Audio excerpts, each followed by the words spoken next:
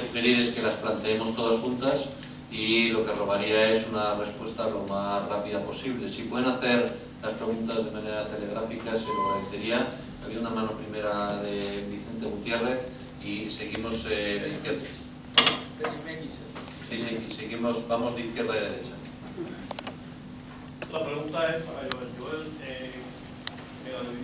En una escuela que yo soy especialista en Cuba, protección e higiene del trabajo. Más alto. En una esfera en la cual tú eras especialista en Cuba, protección e higiene del trabajo. En el aspecto de la higiene del trabajo, que es tan técnico. No sé si todavía Perturí sigue en Cuba funcionando, pero se trabajaba el asbesto a mano. ¿Se sigue trabajando a mano el asbesto en Cuba? Pues se sigue trabajando. Vamos, si les parece, todas las preguntas juntas y luego contestamos, que nos queda muy poco tiempo. Sí, mi nombre es Vicente Gutiérrez. Quería incorporar, y creo que Joel Brito me puso ya el primer dato, de que evidentemente la economía cubana ahora tiene un nuevo subsidio, que es el de Venezuela. Y eso es muy importante. ¿Por qué? Porque tenemos que analizar hacia dónde va la economía cubana actualmente. Generalmente tenemos un concepto ya histórico, anticuado, de cómo es la economía cubana en estos momentos. Nosotros aspiramos a que haya un cambio después del post-totalitarismo, pero tenemos que tener en cuenta cómo Fidel Castro y la economía, con los pactos que ha hecho con Hugo Chávez y ahora con Evo Morales, está cambiando radicalmente la economía desde el punto de vista de Estado, de arriba. Y esto nos va a dar muchos quebraderos de cabeza. Yo quiero recomendar dos pequeños libros, uno de Carmelo Mesa Lago, que habla sobre la economía cubana con estas nuevas medidas, si es una salvación o una condenación. Carmelo es un hombre muy dedicado al estudio de la economía cubana, y el otro de Sanguinetti, no me recuerdo si el primer nombre es Manuel, Jorge Sanguinetti, que también ha escrito desde un ángulo muy interesante, porque lo plantea como si fuese de parte del propio ciudadano cubano, que se plantea cómo va a ser el futuro de Cuba. Y yo quería simplemente incorporar que el cubano tiene una cualidad, que es muy emprendedor, y que el futuro de la economía cubana va a estar basado totalmente en la creación de pymes, y sobre todo de mini pymes, porque eso va a ser el desarrollo de la economía del futuro en Cuba. El cubano se va a dedicar mucho a aportar eso a la economía. Nada más. Adelante.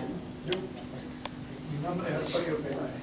En casa tengo una grabación hecha en Cuba, en la que presentan, entre otros, al director de un hotel Meliá en Varadero, y que dice que en 3 años han amortizado una inversión de un hotel de lujo en la playa Varadero. Eso solo se logra con lo que han dejado de pagar de sueldo justo y verdadero a los obreros, a los empleados. Esa es mi opinión. Varias cositas, pero bueno, rápido.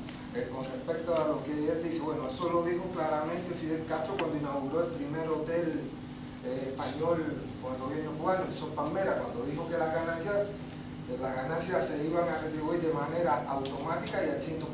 Claro, no hay sindicato que vele, que diga, no, tienes que invertir de esa ganancia tanto de nuevo en el país, y no va a ser tanto ni va a ser automática. Bien, ahí se ve, como él dice, bueno, los frutos de esa situación.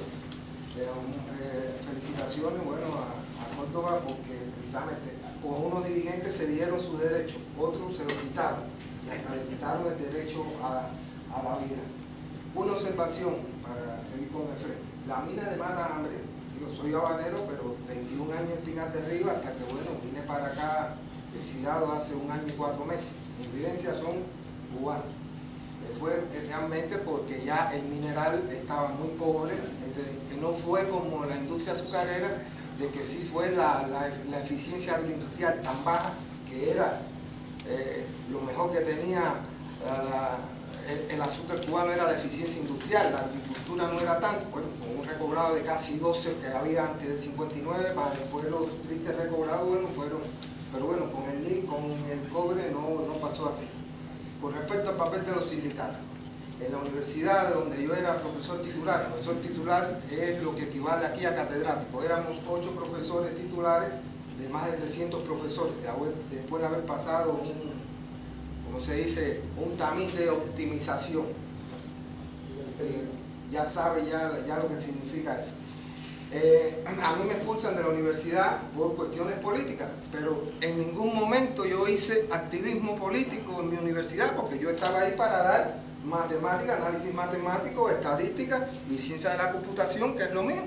Pero bueno, como más o menos tengo algunos conocimientos de historia, el decano me invita, sabiendo cuáles son mis ideas, a que yo intervenga en un foro académico, e invitan estudiantes para poderme aplicar toda una serie de leyes, pero a invitación del decano, que no podía rehusar de ninguna manera, porque el objetivo fundamental de la educación cubana es la formación patriótica e ideológica, que antes se le decía muy claramente la formación comunista de los estudiantes, lo que cuando viene el desmerengamiento, como dice el individuo aquel, bueno, ya entonces hasta eso cambia, pero el objetivo sigue siendo el mismo. El decano, a petición del núcleo del partido del departamento, eleva al decano, al mismo que me dijo que interviniera en esa actividad, porque había que ayudar a los alumnos a que hicieran los debates a nivel de aula, etc. Y el decano sencillamente dicta una resolución, invita, entre comillas, al sindicato, al partido que lo representó uno, que le dieron públicamente el certificado de colaborador de la seguridad del Estado, y a mí para dictar sentencia. Ustedes hablaron en esa reunión, así mismo habló el sindicato, porque en Cuba todos sabemos cómo funcionan las cosas.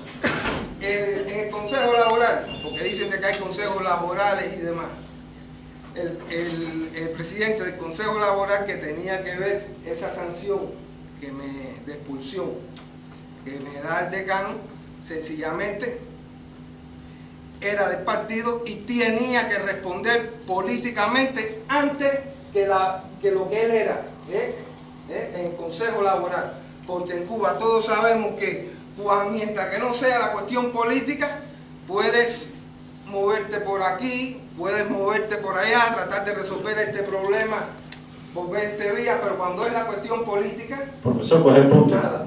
Bien. ¿Cuál es el punto? El punto es que allí no hay sindicato, que allí Estamos no de se acuerdo. defiende a los trabajadores. Totalmente. Y que se hace todo lo que desde un punto de vista político es conveniente al gobierno. 100% de acuerdo. Bien. Última pregunta. Bueno, yo felicitar antes que nada al panel, hacen a uno sentirse un poco de orgullo, ¿no?, de ser cubano. Y preguntarle a María Huerro, ¿es un militar en sus funciones un trabajador? ¿Un militar en sus funciones es un trabajador? Si es un trabajador, podemos ver la cantidad de muertos en su trabajo, la cantidad de muertos que han quedado en Angola, y si es también un trabajador, un militar en sus funciones, podemos ver el índice de accidentes de trabajo. ¿Cuántos cubanos han quedado locos en las guerras de Angola? ¿Cuántos han quedado mutilados? Bien, y yo creo que es una asignatura también pendiente, porque estamos hablando de cientos de muertos y estamos hablando de mucha gente que además se ven en las calles cubanas que han quedado totalmente locos y sin ningún tipo de amparo por parte del Estado después de haberlos sometido a una guerra.